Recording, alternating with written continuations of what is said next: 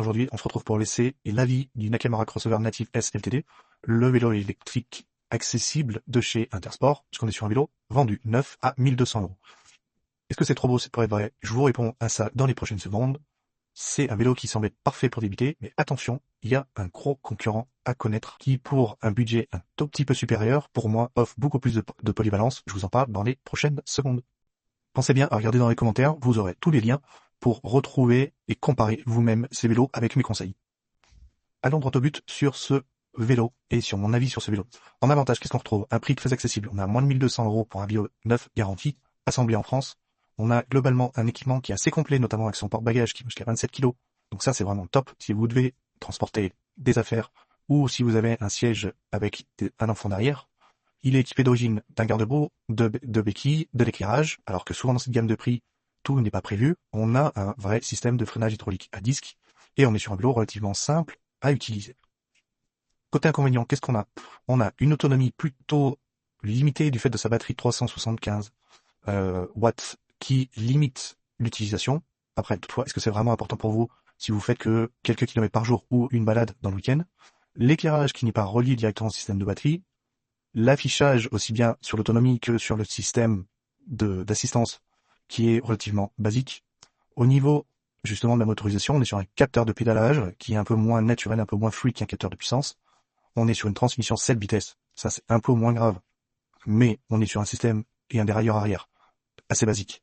Et dernier point, notamment pour les personnes qui vont avoir des enfants ou des charges lourdes, le moteur en position arrière fait que vous avez beaucoup de poids justement à l'arrière du vélo et que c'est parfois moins pratique, notamment si vous devez parfois être amené à soulever votre vélo. Quand vous avez énormément de poids à l'arrière du vélo, c'est un petit peu plus appréciable quand c'est centré. Voilà vraiment les avantages et les inconvénients sur ce vélo en lui-même, et c'est ce qui m'a amené à lui donner une note de 6 sur 10.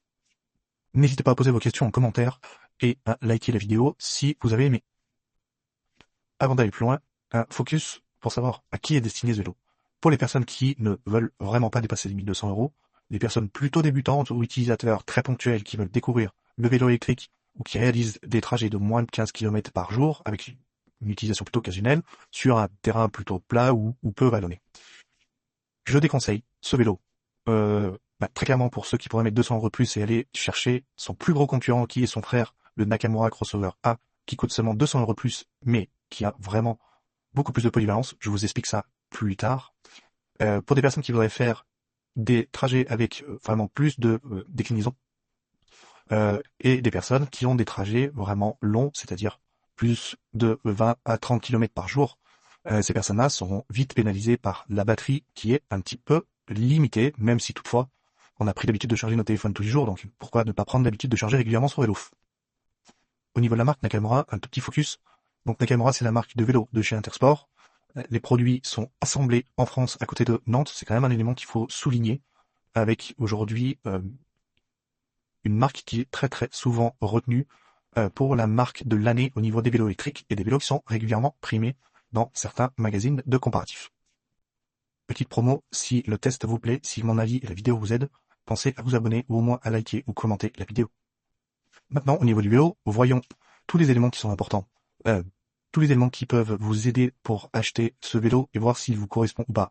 Je vous le disais tout à l'heure, ce n'est pas un mauvais vélo, clairement. Par contre, il y a quand même des points de vigilance que je vais vous démontrer là dans les prochaines minutes. Alors, premier aspect, au niveau du moteur, on est sur un moteur avec 45 Newton du couple, ce qui est largement suffisant pour des petites balades, pour des choses assez quotidiennes, pour de la ville, pour faire des balades, pour un peu de cyclotourisme, etc. C'est pas violent, loin de là. Si vous avez des grosses côtes à côté de chez vous, ou que vous roulez très très chargé, ça risque d'être un peu juste, mais pour une utilisation quotidienne, c'est largement suffisant. Ensuite, au niveau de l'écran, on est sur un écran avec un affichage à LED qui vous permet de connaître votre niveau d'assistance basique. C'est pas très très précis. Après, toutefois, vous avez l'application Nakamura qui vous donnera des infos beaucoup plus précises. Au niveau de la transmission, on est sur une transmission 7 vitesses de chez Shimano.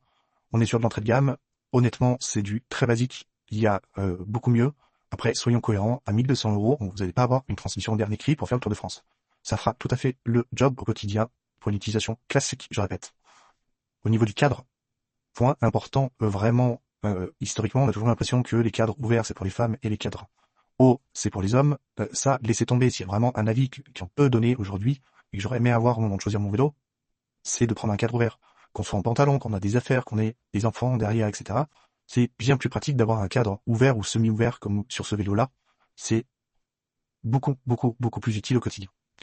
Donc en fonction de votre utilisation, vraiment, allez-y. Ensuite, la batterie. On est sur une batterie que vous pouvez enlever pour la recharger, qui est relativement bien intégrée dans le cadre, de façon assez esthétique et assez harmonieuse au niveau du vélo. La capacité est annoncée pour 60 km. Bon, c'est pas fou aujourd'hui sur ce qui se propose sur le marché. Après, prenez le problème plutôt à l'envers. Combien de kilomètres vous faites au quotidien?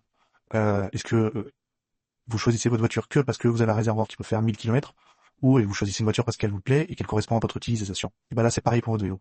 Donc, vraiment, mon avis, c'est ne restez pas bloqué là-dessus. Par contre, dites-vous, ben voilà, si demain je vais au travail avec mon vélo, si demain j'accompagne les enfants, si demain j'utilise ce vélo, quels seraient mes trajets types, dans quelles conditions, savoir si ça correspond. Au niveau du freinage, on est sur un freinage hydraulique, donc un freinage qui est relativement puissant, avec des disques à l'avant, à l'arrière, ce qui dans cette gamme de prix est un plus pour pouvoir circuler en toute sécurité, notamment sur la pluie, où là les disques vont faire une vraie différence par rapport aux freins patins basiques. Au niveau de l'équipement, on est sur un vélo qui est d'origine bien équipé, un porte-bagages 27 kg, les garde-boue, une béquille très stable avec une base assez large et un éclairage avant-arrière, par contre malheureusement qui ne sont pas reliés à la batterie.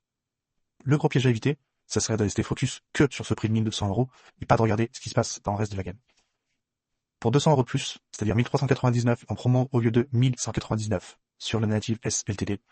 Donc pour 200 € de plus, vous avez le crossover A qui offre une autonomie annoncée de 100 km, une vitesse en plus, un écran plus pratique à utiliser au quotidien, même s'il n'est pas sans reproche, et surtout, plus de couple également, parce qu'on est sur un moteur qui est plus puissant avec 80 Newton contre 45. Donc ça veut dire quoi? Ça veut dire beaucoup plus de polyvalence.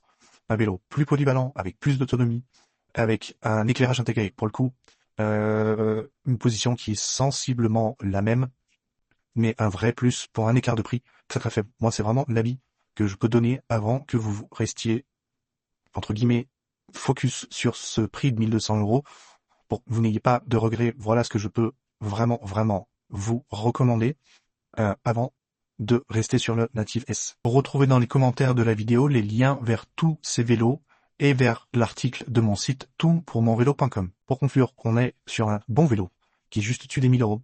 Donc peut-être que pour un Black Friday, peut-être pour des promos, des soldes, etc., avec une belle promo, on sera autour de ce prix de 1000 €. J'en sais rien, c'est Nakamura et Intersport qui nous dira. En soi, c'est pas un mauvais vélo. Par contre, vraiment, pour mon verdict final, vous avez un vélo qui est quand même assez complet, assemblé en France. Vraiment, c'est important de le dire aussi, avec un cadre garantie à vie et des freins hydrauliques.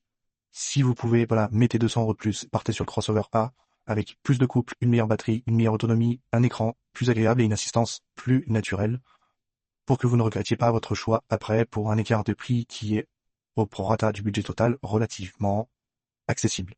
Voilà, j'espère que ça vous a plu. Vous allez retrouver bien évidemment tous les liens pour utiliser et retrouver les offres sur tous ces vélos dans l'article. Regardez dans les commentaires et regardez sur l'article complet pour retrouver vraiment toutes les informations sur le vélo. Merci à vous.